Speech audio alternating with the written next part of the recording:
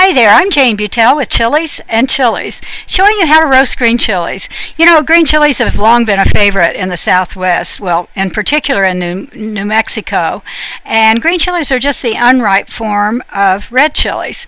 But in order to enjoy green chilies, you have to parch or roast them and then peel them. And so I want to share with you some of the hints and tips that I've learned through time.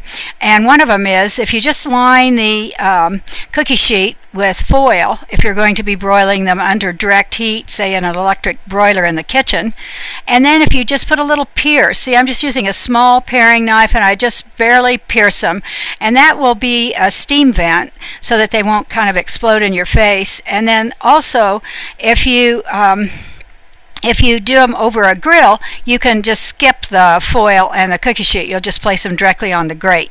So we're just going to let these parch until the first side gets really pretty uniformly browned. The second one from the left, you can see, is not quite as browned. It's got kind of a little dip to it, so I'm trying to flatten it out. Always blister them until they're pretty darkened, sort of like dark brown on the first side. Don't constantly rotate them because then they will steam and they will not have the same result. You want them to be kind of crispy and a fabulous nice texture and a beautiful deep green color. Look at the chubby one in the very center. Now that's a milder chili because it has a blunter tip.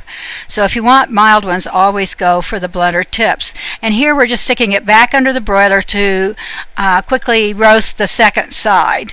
And once they're uniformly blistered on both sides, and here I'm just checking them a little bit to make sure, I see that one I just last touched isn't maybe quite as browned on the second side, so we're going to give it just a little more heat.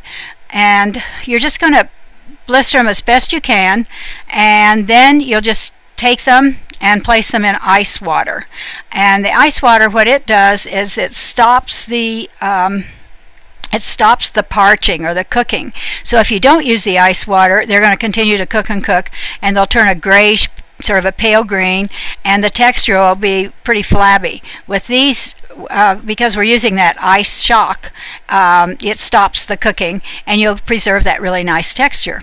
So here we are, just kind of making sure they get really good and cold. If you're low on ice, you can skip the ice, just use really cold water. But that step is really critical and it's very important. So once they're kind of cool to the touch, I'm just pushing them down with my tongs, then you can pull them right out. And you're going to want to blot them. And you can blot them with paper towel or a cloth towel, or my mom just used newspaper. And here I'm using a cloth towel, so we're just going to pull them out. And when they're cool to the touch, they're easy to handle.